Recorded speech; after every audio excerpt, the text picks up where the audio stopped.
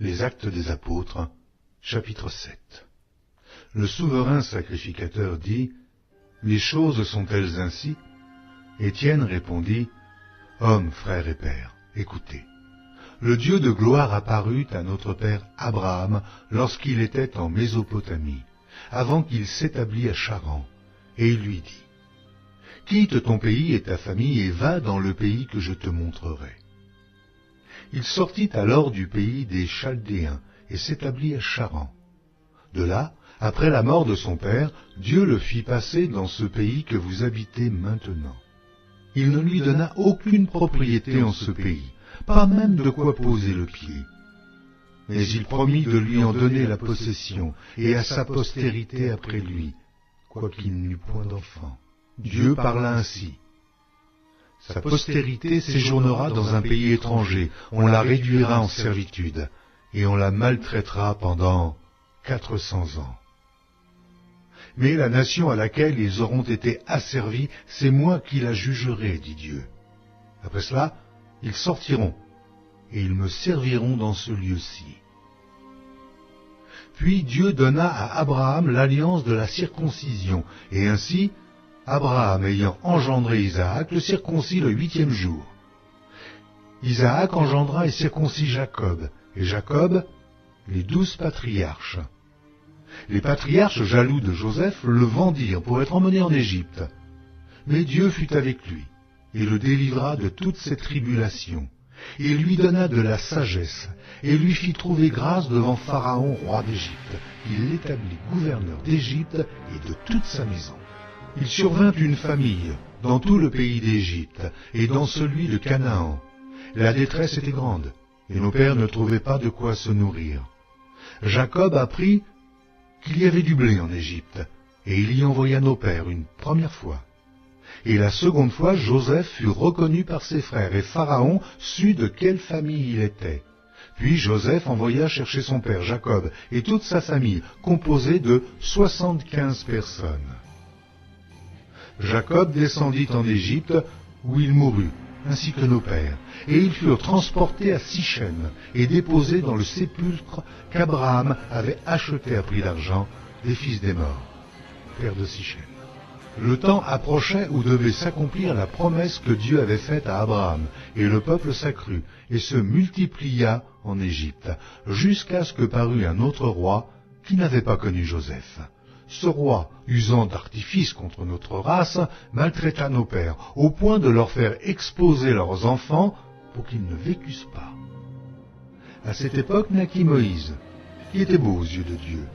Il fut nourri 3 mois dans la maison de son père, et, quand il eut été exposé, la fille de Pharaon le recueillit et l'éleva comme son fils. Moïse fut instruit dans toute la sagesse des Égyptiens, et il était puissant en parole et en œuvre. Il avait 40 ans lorsqu'il lui vint dans le cœur de visiter ses frères, les fils d'Israël. Il en vit un qu'on outrageait, et, prenant sa défense, il vengea celui qui était maltraité et frappa l'Égyptien. Il pensait que ses frères comprendraient que Dieu leur accordait la délivrance par sa main. Mais ils ne comprirent pas. Le jour suivant, il parut au milieu d'eux. Comme ils se battaient, il les exhorta à la paix. « Hommes, dit-il, vous êtes frères, pourquoi vous maltraitez-vous l'un l'autre » Mais celui qui maltraitait son prochain le repoussa en disant « Mais qui t'a établi chef et juge sur nous ? Veux-tu me tuer comme tu as tué hier l'Égyptien » À cette parole, Moïse prit la fuite et alla séjourner dans le pays de Madian, où il engendra 2 fils. 40 ans plus tard, un ange lui apparut au désert de la montagne de Sinaï, dans la flamme d'un buisson de feu. Moïse, voyant cela, fut étonné de cette apparition, et, comme il s'approchait pour examiner, la voix du Seigneur se fit entendre.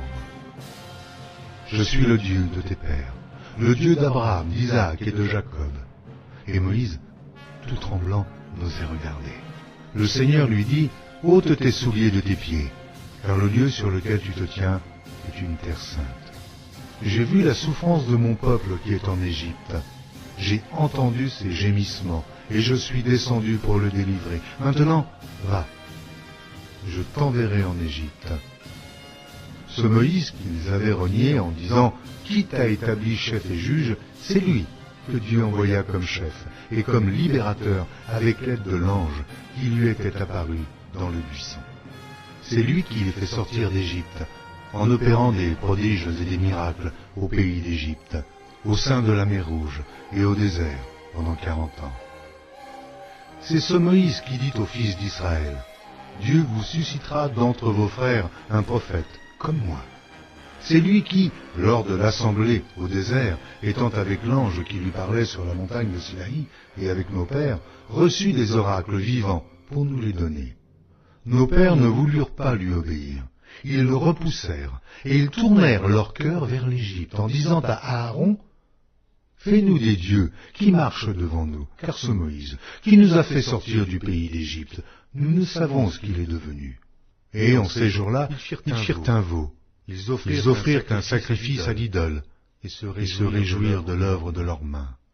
Alors Dieu se détourna et les livra au culte de l'armée du ciel, selon qu'il est écrit dans le livre des prophètes. M'avez-vous offert des victimes et des sacrifices pendant 40 ans au désert, maison d'Israël? Vous avez porté la tente de Moloch et l'étoile du dieu Renfant, ces images que vous avez faites pour les adorer. Aussi, vous transporterai-je au-delà de Babylone. Nos pères avaient au désert le tabernacle du témoignage, comme l'avait ordonné celui qui dit à Moïse de le faire d'après le modèle qu'il avait vu. Et nos pères l'ayant reçu, l'introduisirent sous la conduite de Josué, dans le pays qui était possédé par les nations que Dieu chassa devant eux. Et il y resta jusqu'au jour de David. David trouva grâce devant Dieu et demanda d'élever une demeure pour le Dieu de Jacob. Et ce fut Salomon qui lui bâtit une maison. Mais le Très-Haut n'habite pas dans ce qui est fait de main d'homme, comme dit le prophète. Le ciel est mon trône, et la terre mon marchepied.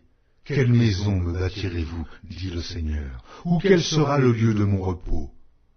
N'est-ce pas ma main qui a fait toutes ces choses? Homme au cou raide, incirconcis de cœur et d'oreille, vous vous opposez toujours au Saint-Esprit, ce que vos pères ont été, vous l'êtes aussi.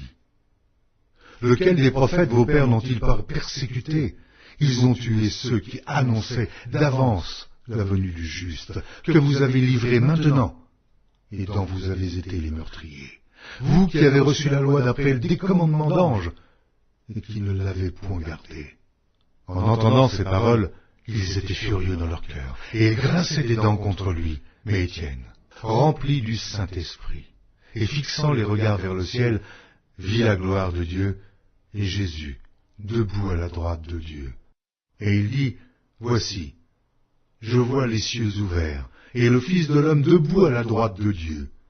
Ils poussèrent alors de grands cris, en se bouchant les oreilles, et ils se précipitèrent tous ensemble sur lui, le traînèrent hors de la ville, et le lapidèrent. Les témoins déposèrent leurs vêtements aux pieds d'un jeune homme, nommé Saul.